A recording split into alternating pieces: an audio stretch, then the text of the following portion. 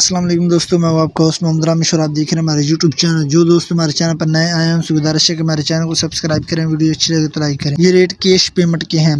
Super fine धान 2750 से 2400 रुपये, एरी 6 धान, हाईब्रिड धान नया माल 2300 से 2550 रुपये, धान 1509 प्लस 1692 3350 से 3600 तक। न्यू बहारी में कई 12 से 13, नमी 1950 से 2000। न्यू बहारी में कई 14 से 15, नमी 1900 से 1950। न्यू बहारी में कई 17 से 19, नमी 1800 से 1900। मकई वंडा क्वालिटी 1580 से 1750। गला मंडी टोबा टैक्स सिंह में गंदम 2750 से 2770, सरसों 6400 से 6425। सिब्बी बलोचिस्तान सरसों न्यू 6100 से 6200, छाना बाना तारा मीरा 6100 से 6150, गंदम 2770 से 2800। भागनाड़ी सरसों न्यू 6200 से 6250, गंदम 2800 से 2820।